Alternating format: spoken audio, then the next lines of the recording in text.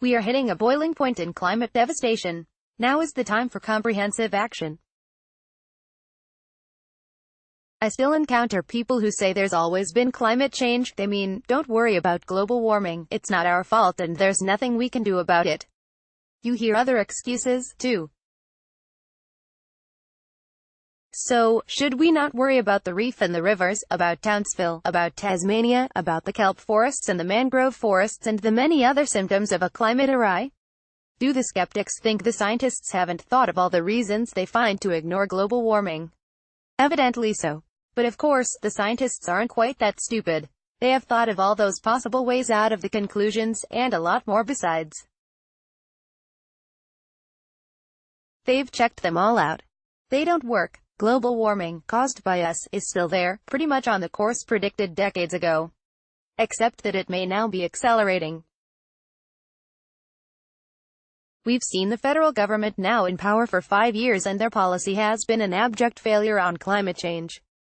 There is currently no national policy to deal with this as we see extreme weather events around Australia worsening at Mackenzie Amanda https://t.co/chenjjevspic.twitter.com/2040 Climate Council at Climate Council, February 6, 2019. Not only does the warming correlate with our greenhouse gas emissions, the atmosphere is also warming in the way you'd expect, and the actual imbalance of heat coming in versus heat escaping back to space has been measured. The evidence is abundant and of many kinds, both direct and indirect. There is no wiggle room left. Global warming is real and we are the cause. Many of the people who resist that conclusion may actually be worried that our society might change drastically, that we'll regress to living in caves or something absurd like that. But we can have clean energy and we can fix many of the other problems while maintaining a comfortable life, even improving it. Unless, that is, we fail to change what we are doing. That is by far the biggest risk of regression, even collapse. I don't blame most of the people who wish global warming away. They have been deceived by the grievous omissions, gross distortions and outright lies pouring out of the media all the time. The media controllers, the opportunistic politicians and the self-interested bosses are the culprits. Writer Richard Flanagan has called them out. He wrote, eloquently, but sadly, laugh at us all, Scott Morrison, you and the others who sit with you, grinning fools at the entrance to hell. Laugh and laugh as the ash falls off as silent despair. You may have noticed that I haven't been saying climate change, I've been saying global warming. The latter is the more accurate term. Even more accurate is anthropogenic global warming, human-caused global warming. Such is the power of those who manipulate our society that they deliberately changed our language, so most people now say climate change. It's then an easy step from that phrase to there's always been climate change. It's true there has always been climate change, but you might not have wanted to be around for a lot of it. Most of it was very slow, but even that caused many extinctions. The more rapid changes, triggered by big volcanic eruptions or meteorite strikes, caused mass extinctions.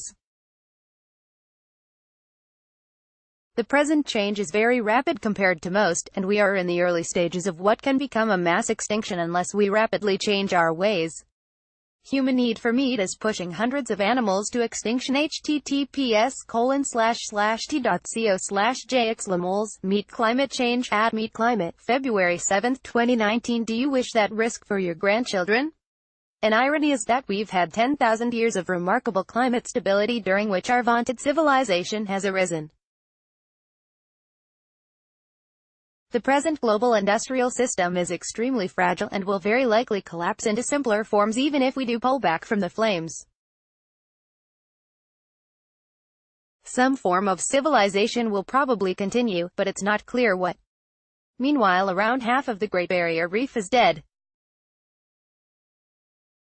Surely you've heard that? The thing almost no one says is that global warming has momentum. It will continue for several decades almost regardless of what we do. It's hard to see the reef being more than a small southern remnant after that. Several summers ago, we also lost vast tracts of mangrove forests across the north and vast kelp forests off the west coast. Now the ancient alpine heaths and Gondwana forests of Tasmania are burning. They haven't burnt for thousands of years and they won't easily recover. The Darling River and the Coorong were in big trouble during the millennium drought and now there are mass fish kills. Our land is dying before our eyes. It is reverting to simpler, harsher forms. Many suffer now, and our children will suffer more.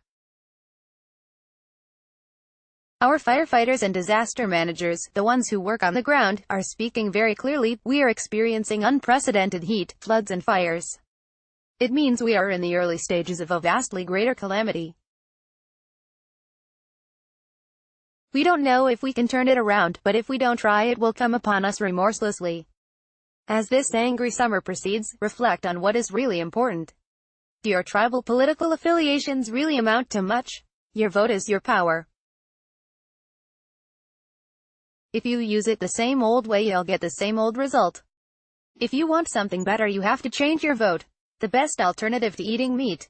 Michael Dello Yakvo, https://t.co/dmsfcwdj9r, Independent Australia, at Independent House, February 3, 2019 Drive. Jeff Davies is an author, commentator and scientist. He is a retired geophysicist at the Australian National University and the author of Desperately Seeking the Fair Go and the Little Green Economics book. He blogs at Better Nature Books.